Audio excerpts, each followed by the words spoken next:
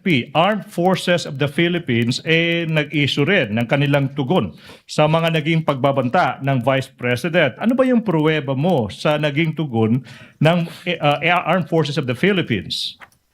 I have a screenshot of the website of the Armed Forces of the Philippines, titled Statement on Military Professionalism and National Unity by General Romeo Browner, sir. Sinabi mo screenshot. Now, sino yung kumuha ng screenshot na yan?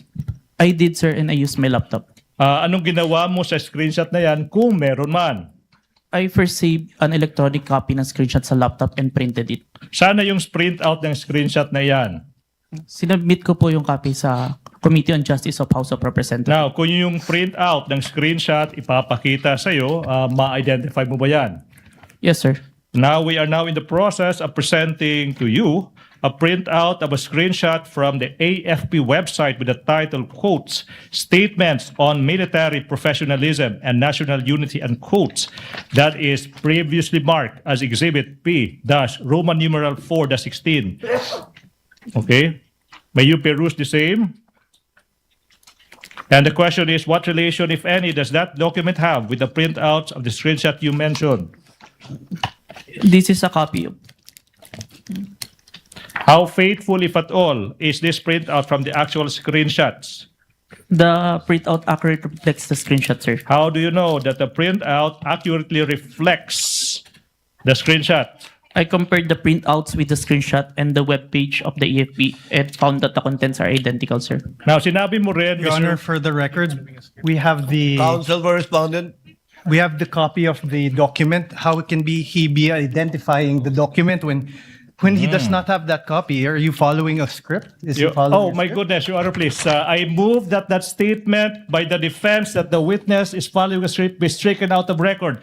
For the record, Your Honor, the witness was perusing the document before he handed that to the defense. I move that the statements of the defense be stricken out, Your Honor, please. But he was answering Comments the of both question. counsels are simply noted. Kindly, if you're done with the document, counsel, kindly give it to the witness. Your Honor, for the record, the right-hand portion of both documents contain certified true copies. It's and a mere photocopy, Your Honor.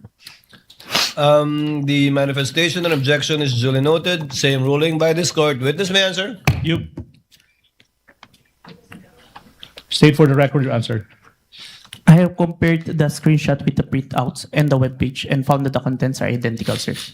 Your Honor, may continue. Mr. Witness, sinabi mo rin na yung PNP nag-issue rin ng kanilang statement sa mga naging pagbabanta ng Vice Presidente sa subject video. Ano ba ang pruweba mo kung meron man of that PNP statements? I have the screenshot of the statement of the PNP on their Facebook official page, dated November 23, 2024, sir. Sino bang kumuha ng screenshot na yan? I did, sir, and I used my laptop. Anong ginawa mo sa screenshot na yan kung meron man?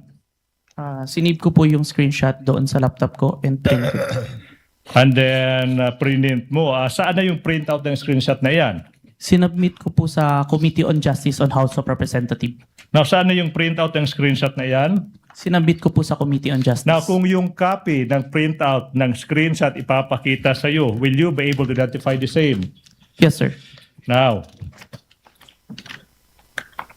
I'm showing you a printout of a screenshot ng Facebook post ng PNP dated November 23, 2024. Title is PNP Statement that is previously marked as Exhibit P14.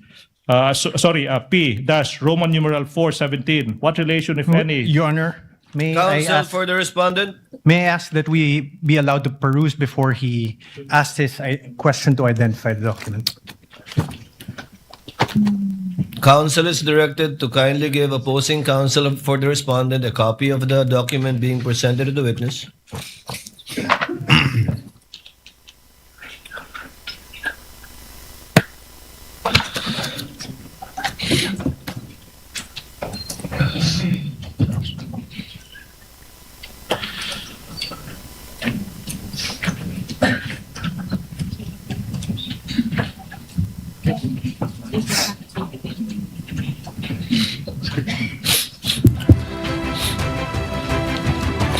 Your Honor, both documents appear to be photocopies, Your Honor. Noted, and I presume the continuing objection and comment of the counsel for respondent will be placed on record as well. Thank you, Your Honor. Witness may answer.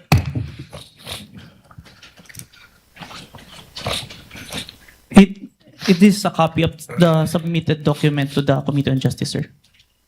How faithful, if at all, is this printout sa naging actual screenshot? It accurately reflects the screenshot. Tsaka paano mo nasabi na that printout accurately reflects the screenshot? I compared the screenshot with the printout and the web page where this was posted and found that the contents are identical. Okay, so let's go to the last agency, Mr. Witness. Nasabi mo rin na yung National Security Council or NSC nag-issue ng statement sa naging mga pagbabanta ng Vice President. Ano bang pruweba mo kung meron man sa naging tugon ng National Security Council or NSC? I have the screenshot of the statement of National Security Council on the official webpage of the Presidential Communication Officer. Sino yung kumuha ng screenshot? I did, sir, and I used my laptop. Okay, anong ginawa mo kung meron man sa naging screenshot na yan? Sinave ko muna electronic copy ng screenshot sa laptop ko and Sana printed it. yung screenshot na yan kung alam mo. Pinrint ko, sir. Now, kung yung kopya ng screenshot na yan ipapakita sa'yo, ma-identify mo ba? Yes, sir. Now, we are in the process of showing you a printout. The defense may produce the document sa screenshot ng National Security Council statement. Okay, previously marked as Exhibit P Roman numeral 4-18.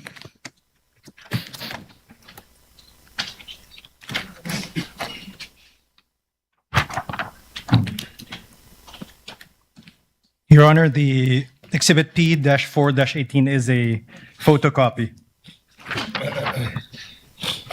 Noted. Okay. May I ask the question? Kindly return the document to the witness so that witness may answer. Mr. Witness, what relation, if any, does that document have with the printout of the screenshot you mentioned? This is the copy that was submitted to Committee on Justice, sir. How faithful, if at all, is that printout from the actual screenshot? It accurately reflects the screenshot, sir. And how do you know that that printout accurately reflects the screenshot? I compared the screenshot with the printouts and the web page and found that the contents are identical, sir. Okay, done. Now, Mr. Witness, let's proceed.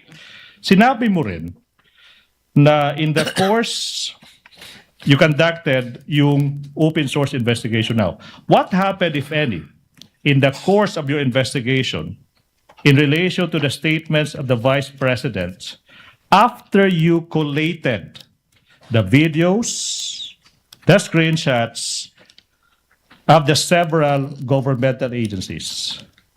We then proceed to the issuance of subpoena, sir, to the following individuals who were present on November 23, 2024. Bons Magsambol, Red Mendoza, Dempsey Reyes, Ana Malindog Uy, Mikhail Flores, and Jason Rubrico, sir. Alright, now, yung tanong, Mr. Witness, is, ba't kaya nag-issue, kung alam mo, no? Ba't nag-issue yung NBI ng subpoena sa mga taong ito? Nandun po kasi sila sa press during the November 23, 2024 online press conference, sir. Alright, now, ano ba yung nangyari kung meron man after yung NBI nag-issue ng, ano ba yan, subpoenas ba yan or subpoena sa mga taong ito? Dumating po sa office namin si Dempsey Reyes and Bons Magsambol noong December 4, 2024 and inassign po sa akin na i-interview at ako po yung nag-interview. So, Your Honor, please, may Dempsey Reyes' soul rest in peace. Now, ano ba yung nangyari kung meron man during your interview with namayapang si Dempsey Reyes? He confirmed po na he was present during the November 23, 2024 online press conference. And he also confirmed that He heard the Vice President utter the statement, quote and quote.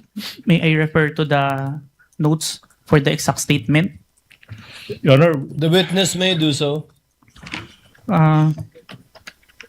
He confirmed the statement, he heard the statement of the Vice President, quote and quote, "Yes, huwag kang mag-alala, ma'am, sa security ko kasi may kinausap na ako na tao. Sinabi ko Your sa Honor. kanya." May I object? This is hearsay. oh, Objection is sustained. Counsel, clearly you're trying to use this witness to present an affidavit of another person who has already passed. if I may, Your Honor, please. Counsel may Your Honor, respond. please, that is not an affidavit of Dempsey Reyes. Your Honor, please, the question was what happened during his interview with that person. And he is just answered the question by saying that Dempsey Reyes confirmed that he was there and that he heard the Vice President uttering the statement, Your Honor, please. Does that hearsay, Your Honor, please? And be that as it may, Your Honor, please, we invoke a doctrine that we call an independently relevant statements. The defense is reacting. I don't know why.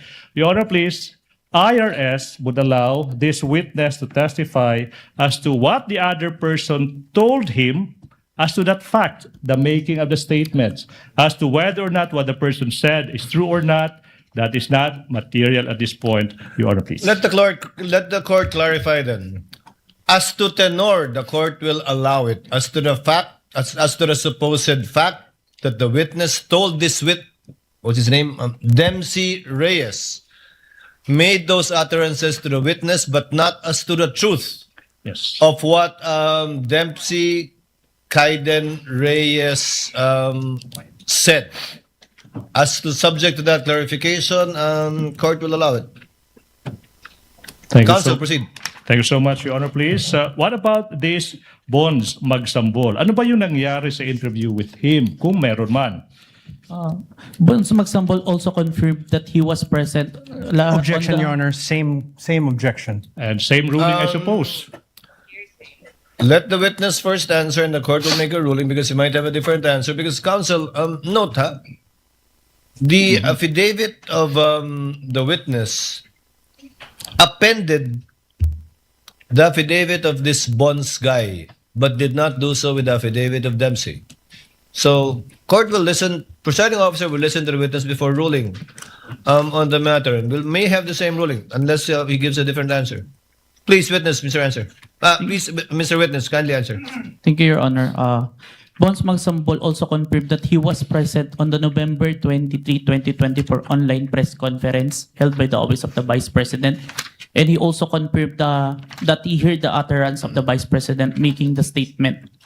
Same ruling, only as to tenor. The court will admit it, not as to the truth that indeed what Bon said is true, but only as to the fact that he told the witness those statements in the Q&A that they had. If I may. What is the pleasure of Senator Judge Rafi Tulfo?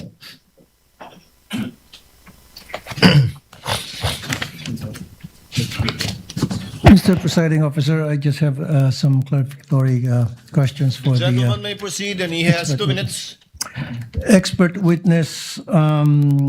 Sabi mo meron kang 2 weeks lecture experience as a digital evidence expert. Is that right? 2 weeks?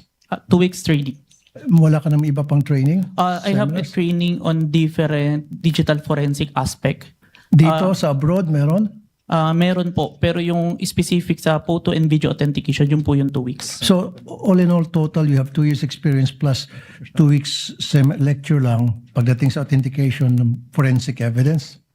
For the photo and video, sir. For the photo and video, which ito yung pinag-usapan natin ngayon. Yes po. Now, my question to you, in your testimony, Mr. Witness, you did mention that you personally investigated the alleged inciting to sedition by the VP Sara Duterte video, correct? Yes, Your Honor. Now, in doing so, in the course of your investigation, did you look at the comments section? If you did, ano yung mga reactions doon? Ano yung mga statements doon sa comment sections? na mga nag-view ng videos? There are comments that they agreed to the statement of the Vice President, but it was not documented, sir. That's all, Mr. Presiding Officer. Thank you. Thank you, Senator Judge Tulfo. Counsel, you may proceed. Thank you so much, Your Honor. Mr. Witness, let's proceed. What proof, if any, do you have that Dempsey Reyes confirmed that he heard the Vice President utter those words? I have the signed minutes of interview with Dempsey Reyes and an affidavit that I executed attesting to the interview, sir. All right. Now, what about this Bones Magsambol? What proof, if any, do you have that he confirmed that he heard the Vice President utter those words? I have the minutes of interview with Bones Magsambol, sir, that he was signed. And I also have the affidavit that attesting that I interviewed Bones Magsambol, sir. So far, Mr. Witness, you mentioned 1 minutes and affidavits. Now, kung yung mga dokumentong ito ipapakita sa'yo, do you think you'll be able to identify the same? Yes, sir.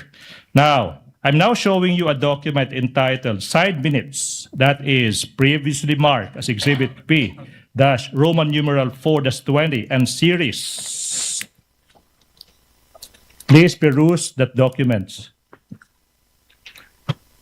May the defense be allowed also to peruse, Your Honor. The defense may, the counsel for respondent may look at the document.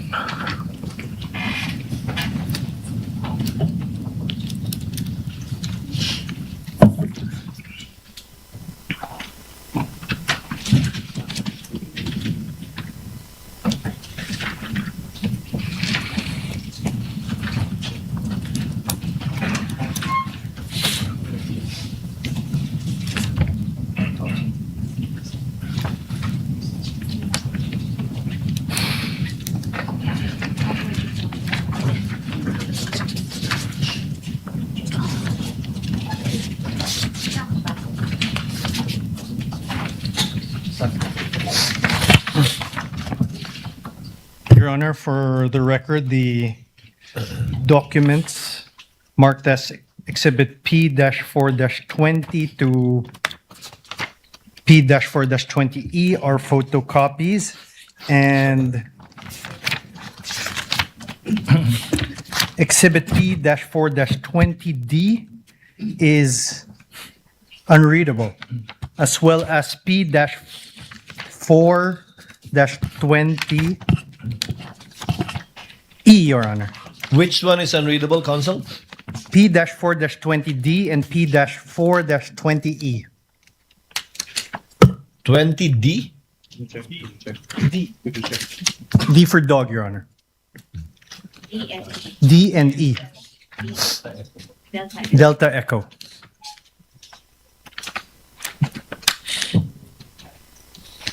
What does P-4-20D seek to show, counsel for the prosecution? If I may peruse the document, John, please.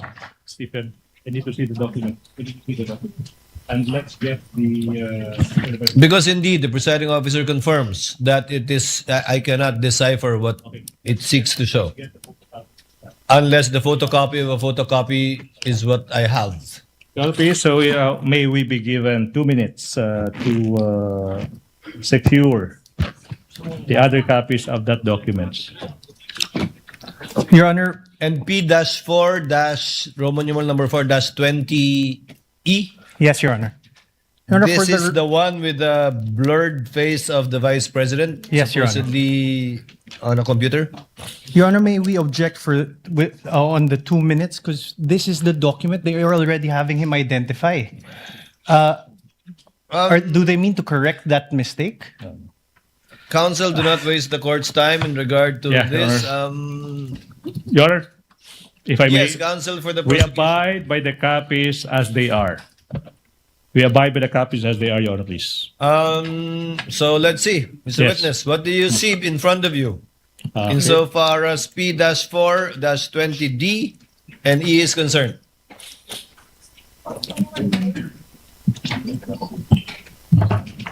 Hindi. Same. Same. Hindi yung blurry.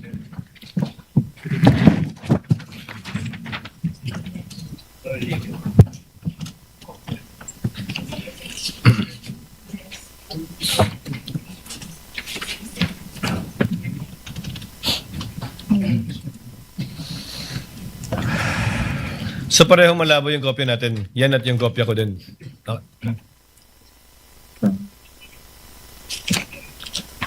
Mr. Witness, if you don't see anything, it's okay.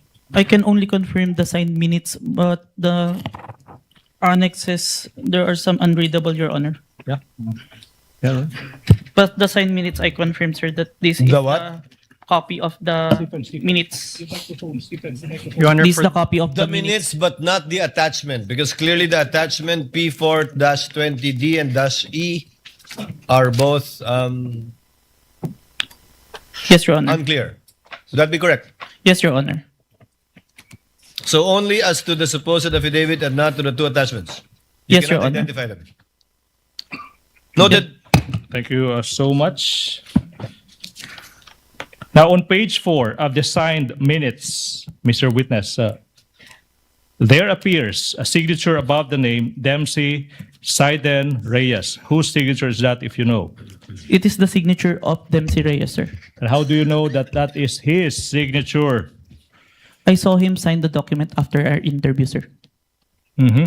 Now, on page 4 of the signed minutes, may pirma din sa ibabaw ng pangalan ng isang Attorney Jetro Lorenza A. Cuon. Kaninong signature ito kung alam mo? Signature of Attorney Coon po, who is the counsel of Dempsey Reyes and present during the interview, sir. And how do you know that that is signature? I saw him sign the document after the interview, sir. Now, sa page 4 ng side minutes, let's go to page 4, Mr. Witness. Makikita mo dyan yung signature sa ibabaw ng pangalang Agent John Mark Calidong. Whose signature is that, if you know? This is my signature, sir. Okay, now, let's, you also mentioned ng affidavit. No? Kung yung affidavit na ito ay papakita sa iyo, will you be able to identify the same? Yes, sir. Now, ipinapakita ko sa inyo now, yung affidavit dated February 10, 2025. Your Honor, may we also be allowed to peruse? Yes. Thank you, Your Honor. Kindly exhibit and show to counsel for the respondent the document you are showing to the witness. That is previously marked as Exhibit P-14-19 and series.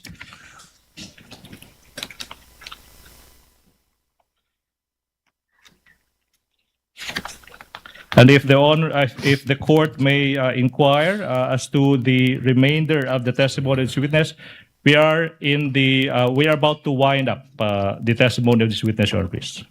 Your Honor, Thank you, for the counsel. record, this is a photocopy. This is Exhibit P-4-19. Noted. Okay. Mr. Witness, have you perused that document? Have you perused the document? Nabasa mo na ba yung dokumentong iyan? Yes, sir. Now, what relation, if any, does that document have with the affidavit you mentioned? This is the affidavit attesting my interview with Dempsey Reyes, sir. Copy of the affidavit, sir. Now, on page 2 of the affidavit, may makikita ang pirma sa ibabaw ng pangalang Agent John Mark Calidong. Kaninong pirma ba iyan? It is my signature, sir. Now, on page 2, may pirma din sa ibabaw ng pangalang Attorney Van Homer ang Luben. Kaninong pirma ba iyan? Signature po ni Attorney ang Luben, sir. Ba't mo nalaman na iyan ay isang pirma ni Attorney ang Luben? I saw him sign the document and I have viewed and acted upon documents bearing his signature. Kaya Now, pamilyar po ako. Thank you so much. Now, I'm now showing you the other affidavit of even date, February 10, 2025. That is previously marked as Exhibit P-Roman numeral 4-21 and series. Your Can Honor. you peruse the same? Your Honor, may be allowed. Thank you, Your Honor. Kindly show counsel for respondent a copy of the document that the witness will testify to.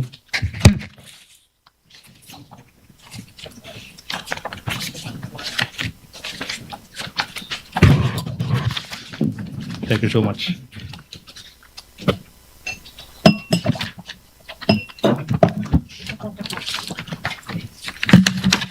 For the record, Your Honor, the Exhibit P-4-21 and Exhibit P-4-21A are photocopies. Duly noted.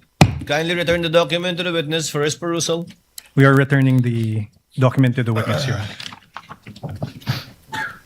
Honor. Stephen, ano yun, P14, P422. What document? Counsel, please proceed. Thank you so much, Your Honor. Please, on what relation, if any, have you answered the question? Does this document have with the one you mentioned? This is the copy of the affidavit of interview with Bonds Magsambol. Your Honor, yes, this is the copy, sir. Now, on page 2 of the affidavit, may pirma sa ibabaw ng pangalang Agent John Mark Calilong. Kaninong pirma ba yan? This is my signature, sir. Sa pahina, page 2, may makikita din isang pirma sa ibabaw ng pangalang Attorney Van Homer ang Luben. Kaninong pirma ba yan? This is the signature of Attorney Van Ang Ruben, sir. Ba't mo nalaman na iyan ay isang pirma ni Attorney ang Luben? Nakita ko po niya, pinirmahan po yung document and may mga documents pa po ako nakita na pirmado niya. Now, Mr. Witness, thank you so much. Now, we are showing you yung dokumento entitled Signed Minutes. That is previously marked as Exhibit P-Roman numeral 4-22 and series. May you peruse the same. Defense may also peruse that document. Thank you, Your Honor. Kindly show a copy to the counsel for respondent.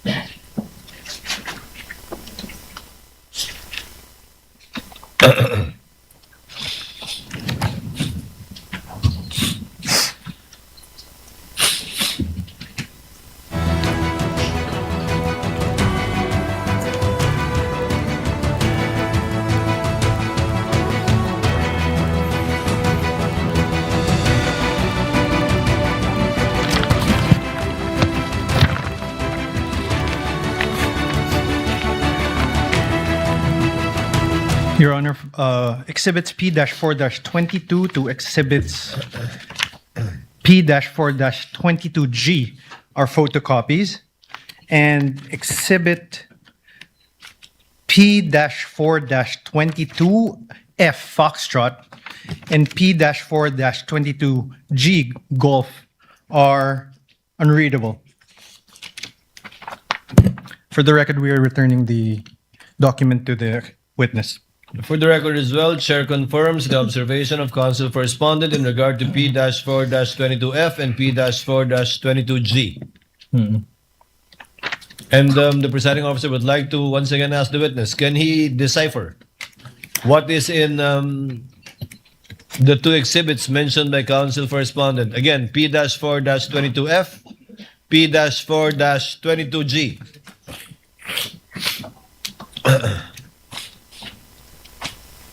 Meron mga unreadable. Your Honor, I can confirm the signed minutes, but the attachment, there are unreadable, Your Honor. The two exhibits. Annex A and Annex B with Exhibit 4-22F and P-4-22G. Duly noted. Thank you so much. May proceed, proceed, Your Honor, please. On page 6 ng side minutes, may makikitang pirma sa ibabaw ng pangalang Bonds Magsambol. Kaninong pirma ba yan?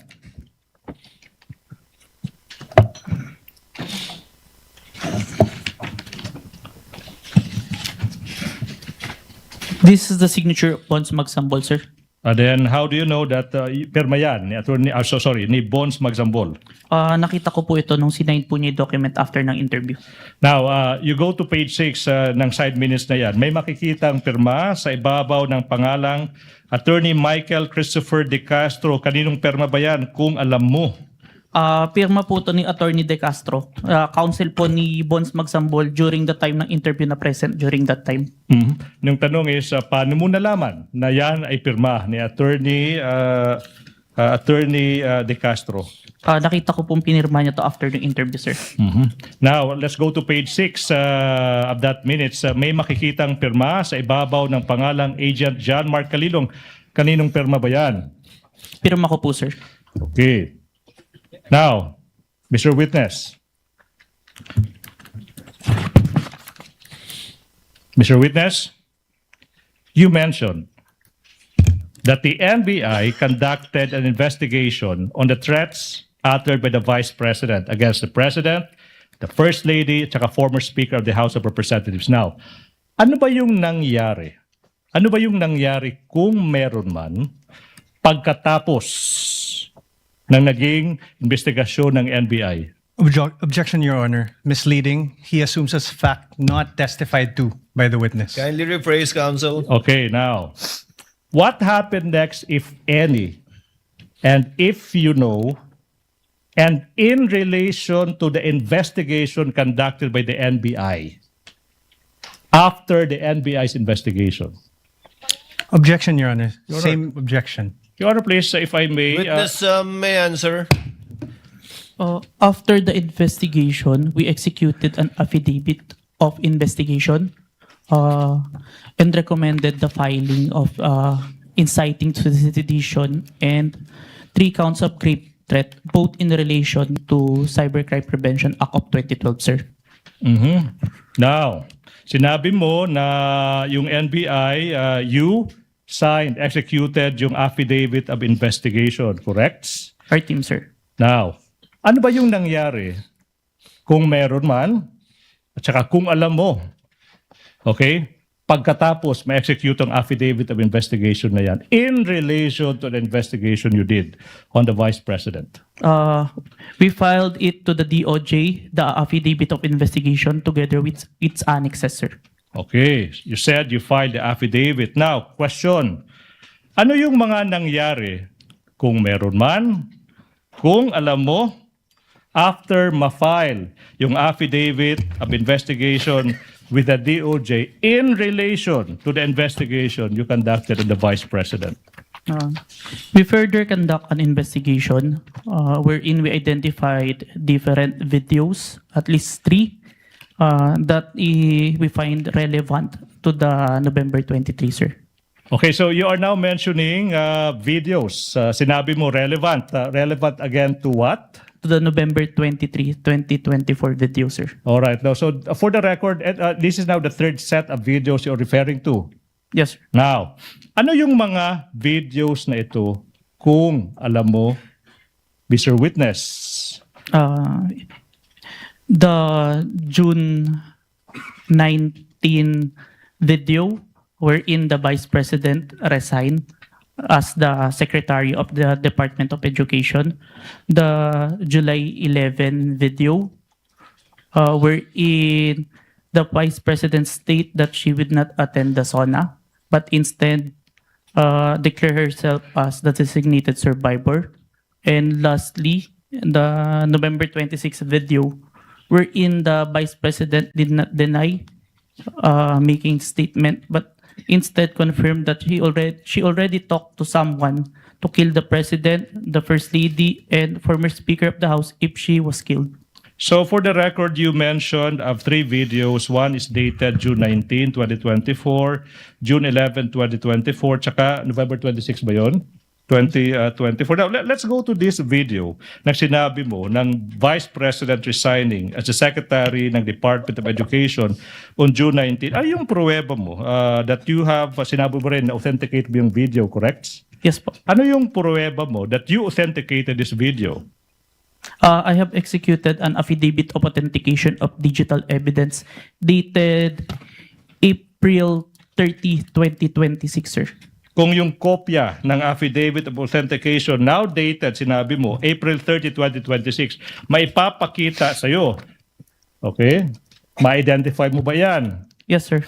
Now, we are in the process of showing you yung isang affidavit of authentication of digital evidence dated April 30, 2026 that is previously marked as Exhibit P-Roman numeral 4-25 and series.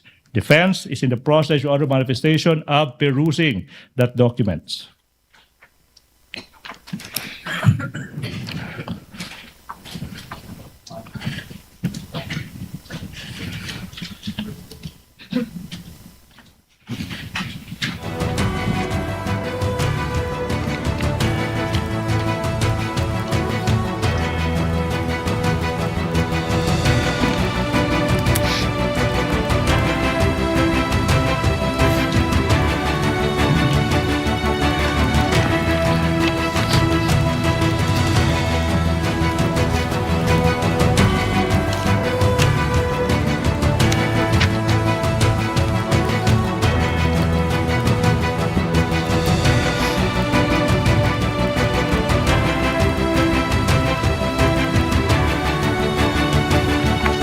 Your Honor, exhibits Counsel for the respondent.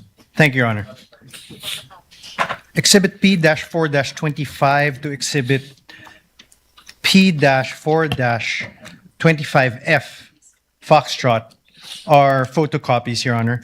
And Exhibit P-14-25B and P-14-25F, Foxtrot. Let's take it to P-4-25B, Your Honor. P-12-25B is unreadable and it merely shows a black screen. Meanwhile, P-4-25F, it seems to be a photocopy of a USB with no real USB attached. For the record, we are returning the Duly noted. And the document. presiding officer likewise confirms the observation of counsel for the respondent. Kindly return the document to the witness. Mr. Witness, the question is, what relation, if any, does that document have with the affidavit you mentioned?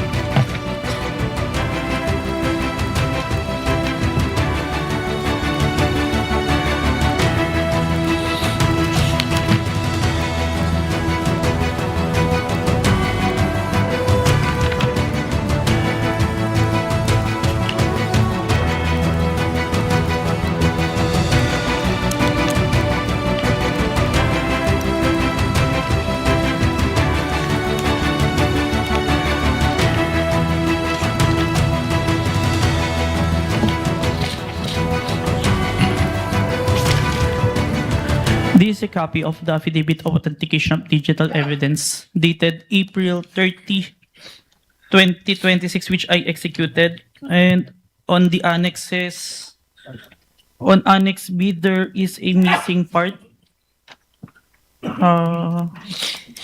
It may be due to... I can't read some words on Annex B. Mr. Witness, when you say Annex B, you're referring to Exhibit P-4-25C. Yes, Your Honor. For the record, please proceed.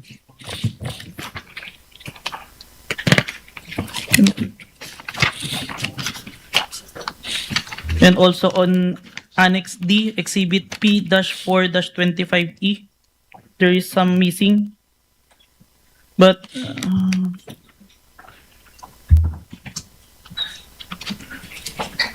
the only missing is the hash file, maybe due to printing. For So the it's not record, recognizable. for the record, Mr. Your Honor, Witness. the hash file is missing. The witness said the hash file is missing. The command. The hash file is missing as stated by the witness. Yes. Please proceed, Mr. Witness. How about P-425F? Yes, I confirm, Your Honor, that's a photocopy What of do the you flash confirm? The drive. picture ng USB to? Yes, Your Honor, a picture of the flash drive. Your Honor, Please proceed, counsel, for the prosecution. But this is the Affidavit of Authentication of Digital affidavit. Evidence. again, could you repeat your answer? This is the Affidavit of Authentication of Digital Evidence that I executed, but there are, on the annexes that I mentioned, there are some that unreadable. Thank you. May I make a manifestation, Your Honor, please? As to this affidavit, it pertains to a Counsel may video, proceed. as to the video of the Vice President resigning, Your Honor, please. And we're supposed to present the flash drive that the defense pointed that they only have the photocopy. Be that as it may, Your Honor, please, we are waiving the presentation of the video of the Vice President resigning because, Your Honor, in the pre-trial order, specifically on page 3 thereof, the defense already admitted that the Vice President resigned on June 19, 2024. The presiding Your Honor, please. officer was exactly about to state that. There is no need for the counsel, for the prosecution to present evidence on an admitted fact. Thank you so much, Your Honor, please. May I proceed, Your Honor, please? Counsel may proceed. Now, Mr. Witness, you also mentioned that you authenticated a video where the Vice President said that she would not attend the SONA and instead publicly declared herself as the, quote, designated survivor, unquote. What proof, if any, do you have that you authenticated the video? It's part of the affidavit of authentication of digital evidence dated April 30, 2026, which I previously identified, sir. What happened next, if any, after you authenticated the video of the Vice President announcing that she is keeping the SONA and declaring herself as a designated survivor? I saved the video on my laptop and saved a copy on a flash drive, sir. You saved a copy in a flash drive. Now, if this flash drive containing the video where the Vice President said she declared herself as the designated survivor after skipping the SONA is shown to you, will you be able to identify the same? Yes, sir. Now, we are now in the process of confronting you with a flash drive that is previously marked as Exhibit P Roman numeral 4-24 small letter A for the prosecution, containing the recording of the Vice President where she said that she would not attend the SONA and instead declared herself as the quote designated survivor unquote, previously marked as Exhibit P Roman numeral 4-24 for the prosecution. Permission to unseal the flash drive, sir. You may do so, Mr. Witness. Thank you, Your Honor.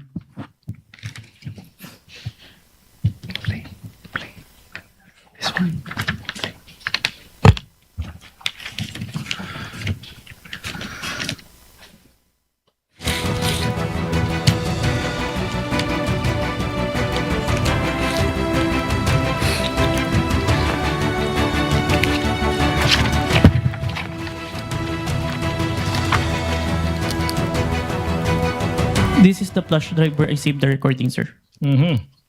Now, you also mentioned that you authenticated a video that on November 26, 2024, the Vice President did not deny and instead confirmed her utterances of contracting an assassin to kill the President and the two others. What proof, if any, do you have that you authenticated the video?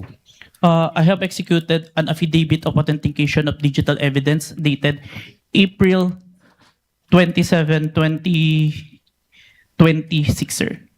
And then, aside from that affidavit, do you have other proof, if any? For objection, Your Honor, leading. If any, Your Honor, if any. It's still answerable by yes or no. Yes, sir. Ask and answer, Your Honor, please. Your Now, Honor, please, can the witness be directed to wait until the court rules on an objection before answering? but the Witness is witness. so directed. Okay, Thank you, Your Honor. Ask and answer. So, what is that, if any? Yes, sir. I also executed an affidavit of authentication of digital evidence dated June 11, 2026. So, you mentioned two affidavits in result, correct, Mr. Witness? Yes, sir. Mr. Witness, I'm showing you a document entitled Affidavit of Authentication of Digital Evidence, dated April 27, 2026, that is previously marked as Exhibit P Roman numeral 4-27 and series. May you peruse the same. Defense, Your Honor, manifestation is in the process of perusing the same documents.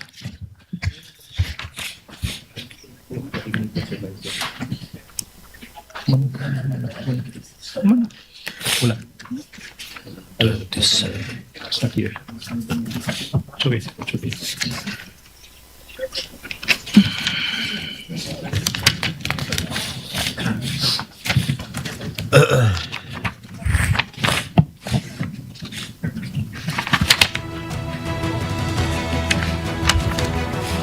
Your Honor, for the record, the exhibits P-4-27 to exhibit P-4-27D are photocopies, and on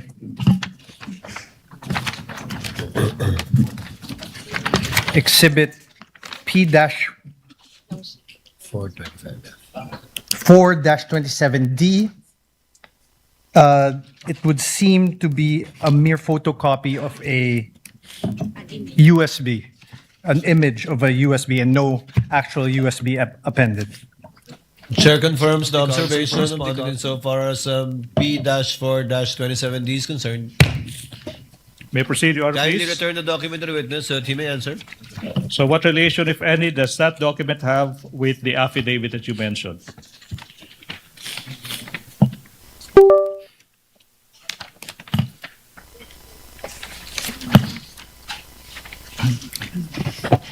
This is a copy of the affidavit of authentication of digital evidence that I executed, sir, dated April 27, 2026, sir. And on page 2 of that affidavit, may makikita ang pirma sa ibabaw ng pangalang John Mark Calilong. Kaninong pirma ba yan? Signature ko, sir. Then sa page 2 ng affidavit, may makikita ang pirma sa ibabaw ng pangalan ng isang attorney, Ria Vanessa Asuncion. Kaninong pirma ba yan? Firma po ni Attorney Asuncion, sir. Paano mo nalaman na iyan ay isang pirma, attorney Asuncion? Nakita ko po nung pinirmahan niya yung document and I have acted upon the documents for her signature, sir. Okay. Mr. Witness, you also mentioned of the other affidavit for the collection preservation. No? Sinabi mo dated June 11, 2026. Di po ba? Yes, sir. Na yung kung affidavit na yan, ipapakita sa'yo, ma-identify mo ba yung affidavit na yan? Yes, sir. Now, I'm showing you, the prosecution is showing you a copy of that affidavit that is previously marked Exhibit B-Roman numeral 4-28 and series for the prosecution. May you peruse the same. And for the record, Your Honor, I'm about to ask a few more questions, and the prosecution is finally done with this first witness, Your Honor, please. Noted.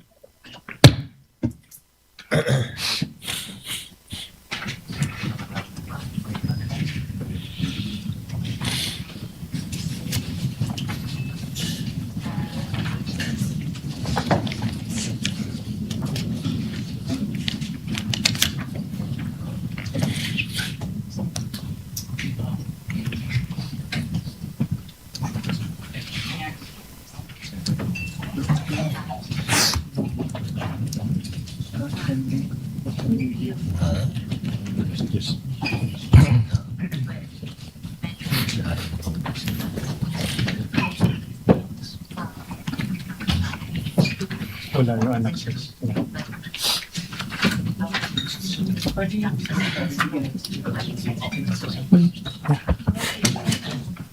Your Honor, Counsel for respondent.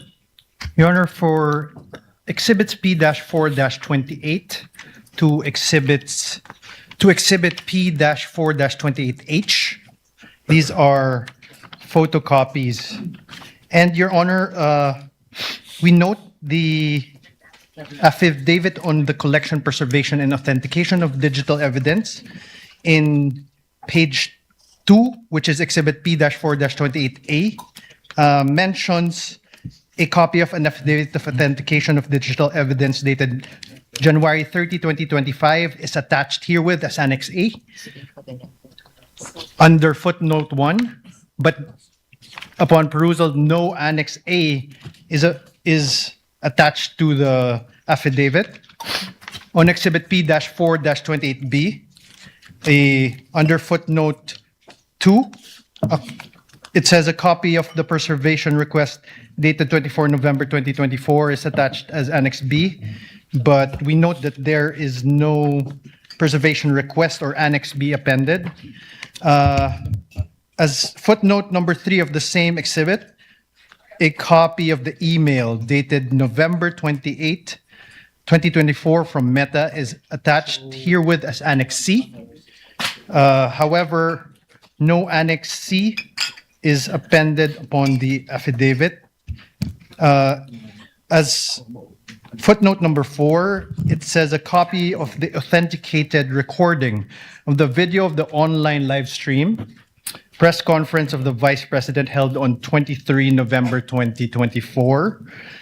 And it says it's attached here as Annex D. However, no Annex D is attached on this affidavit. As footnote number 5, a copy of the printout of the screenshot of hash file, VP November 23 press con at the Batasan, is attached herewith as Annex E. However, no hash value or printout thereof is appended as any Annex E. As footnote 6 of the same exhibit, it says a copy of the VP November 23 press con at Batasan CCD transcript is attached as Annex F, and a copy of the affidavit of transcription dated December 2024 is attached as Annex G. However, no Batasan CCD transcript of the November 23 press con or affidavit of transcription are attached as like Annexes F or G respectively. For Exhibit P-4-28C, the footnote 7 says a copy of authenticated 18 October 2024 video is attached as Annex H. However, no Annex H or an authenticated video is attached hereon. As footnote number 8, a copy of the printout of screenshot of hash file is attached as Annex I. However, no printout of such hash file is found on this document. If I may, Your Honor, are we done? No. Okay, proceed. On Exhibit P-4-28D, footnote 9 says a copy of the VP SD press briefing dated 18 October 2024 CCD transcript is attached as Annex.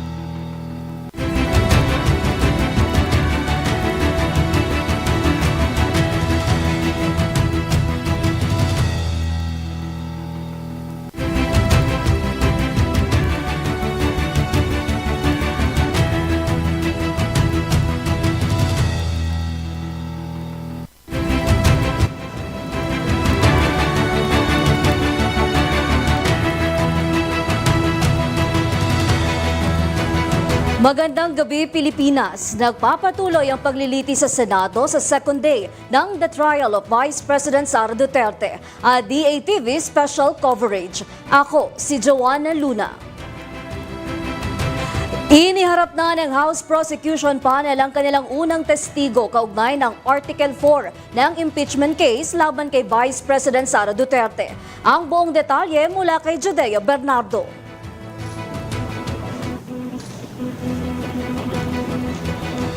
Tinawag na nga ng prosecution panel sa witness stand si National Bureau of Investigation, Cyber Investigation and Assessment Center Senior Agent John Mark Calilunga. Kaugnay yan ng pagpapatunay o pagpapatibay pa ng mga video doon sa nakaraang press conference ng Vice Presidente noong 2024 kaugnay ng umanong threats laban sa Pangulo.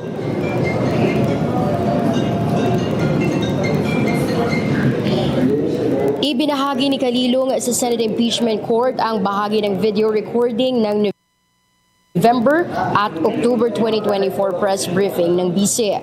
Ayon kay Attorney Verhili ng prosecution team, nabigyang linaw nito na gusto raw talagang patayin ni Duterte ang Pangulong Ferdinand Marcos. Pagdidiin ng abogado, kailan ba daw nangyari sa kasaysayan sa Republika ng Pilipinas na nagbanta ang pangalawang Pangulo? Iginiit naman ni Senator Judge Pia Cayetano na mistulang closing statement na ang pahayag ng prosecution at inilatag pa ang motion na ipa-strike out of the records ang pahayag ni Attorney Verhila. Sa ngayon, bukod kay Calilung, wala pa namang iba pang testigo na naisasalang sa witness stand ng Impeachment Trial Court. Samantala, nakapagpasa na rin ng request ng House Prosecution sa Senate Impeachment Court para naman sa pag-issue ng subpoena kina NBI Director Attorney Melvin Matibag at Office of the Vice President Chief of Staff Attorney Zuleika Lopez. Joanna, kagaya nga na nangyari kay Calilung ngayong araw ay isasalang itong sina Attorney Zuleika Lopez at Director Matibag sa July 13 hanggang 15 trial dates para naman na pagtibayin pa itong articles of impeachment, yung ika-4 patungkol umano sa umanong grave threat ni VP Sara laban sa Pangulo, First Lady Liza Araneta Marcos at former House Speaker Martin Romualdez. Joanna. Judea, may mga nakausap ka na bang parte ng prosecution panel o nasa kampo sa abogado o mambabatas tungkol sa kanilang pananaw? Naging positibo ba ang takbo ng ikalawang araw ng paglilitis sa impeachment trial ni Vice President Sara Duterte?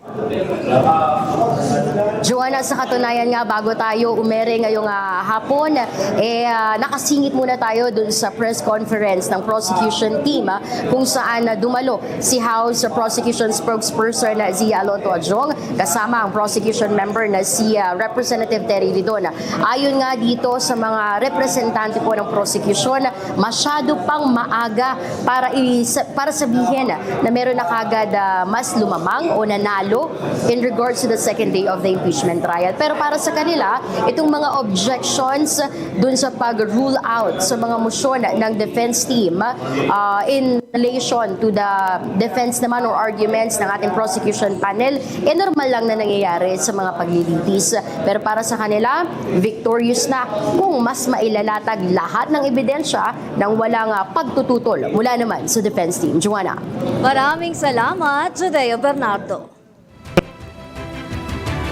Ang reaksyon naman ng netizens sa court proceedings sa Senado sa ikalawang araw ng impeachment trial. Narito si Aimee Gatchalian, ang ating SOCMED correspondent. Aimee.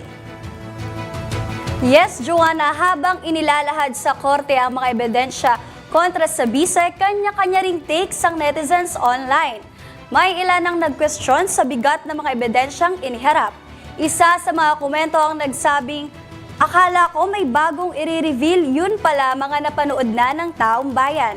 May isa naman ang nagpahayag ng pagnanais na makita ang buong konteksto ng mga video. Samantala, may mga netizens ding naniniwalang mahalagang hintayin munang mailatag ang lahat ng ebidensya bago bumuo ng konklusyon.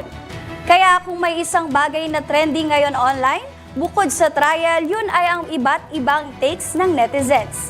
At kung gusto nyo ring marinig ang inyong boses, mag-comment lang sa ating official D8TV News social media pages. Balik sa'yo, Joanna. Maraming salamat sa'yo, Aimee Gatchalian.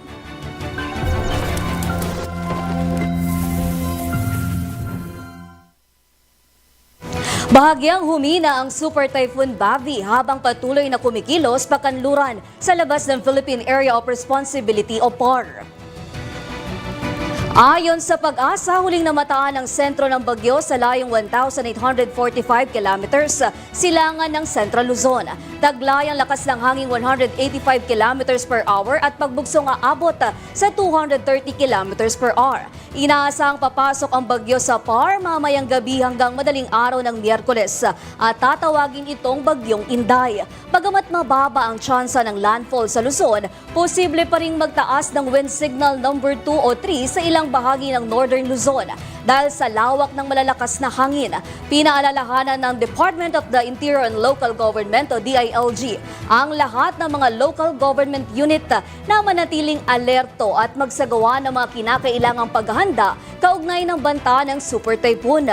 Nanawagan naman ang Department of Social Welfare and Development o DSWD sa publiko na makipagtulungan sa kanilang mga lokal na pamahalaan. Sa kasalukuyan, ayon sa DSWD, may mahigit 4.7 million na family food packs at higit 360,000 ready-to-eat food packs ang nakapreposisyon sa iba't ibang bahagi ng bansa. Patuloy na subaybayan ang the trial of Vice President Sara Duterte at D8TV special coverage. Magbabalik kami bukas. Ako pong muli si Joanna Luna para sa D8TV News.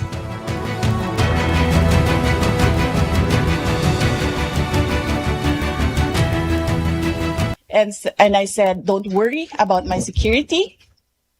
If they kill me, if I die, kapag pinatay ako, or kapag namatay ako, in the context of, don't worry about my security. So this means, pinatay ka. Diba? Kasi hindi ka naman mamamatay by heart attack in relation to your security. Diba? So, pag namatay ako, I already asked a person to take revenge against 3 individuals. So, my question now.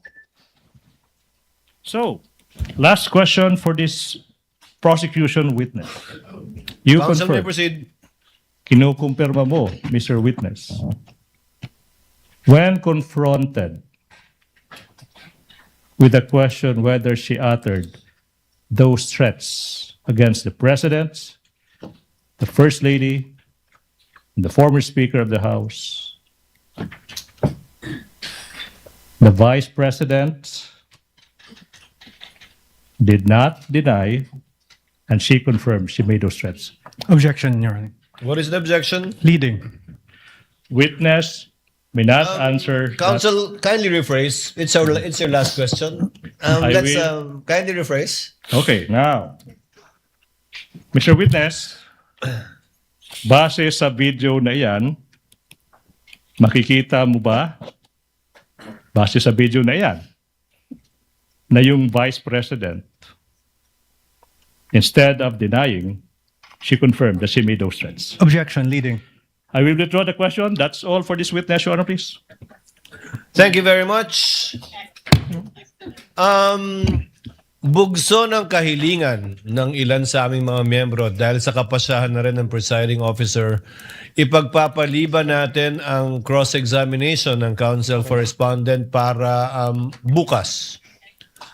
The witness is under the same obligation to appear tomorrow by virtue of the same subpoena issued to him. The same is true with respect to Attorney Jeremy Lontok, especially given that the subpoena gives 2 dates for the required appearance of the 2 NBI agents. Any other points that any of the parties wish to make before we adjourn? Your Honor, Yes. please, admin matter, Your Honor, Counsel please. for the prosecutor. For the record, the exhibits, in particular the flash drives, were unsealed. May I move that representative from both sides be present to seal again those flash drives and for counter signatures from both sides, Your Honor, please. We were worried about that, but I was waiting for the council to actually ask for that. When can we do this? Would some Today. councils for the parties wish to remain Yes, after Your we Honor. adjourn? Just so that we can sign and seal the USBs. Of course, Your Honor. Thank you. There being no other matters to be taken up by this court, The trial is hereby adjourned until 2 p.m. of Wednesday, July 8, 2026, for the continuation of the testimony of NBI Agent John Mark Calilong, specifically the cross-examination by the counsel for the respondent. Hearing is adjourned.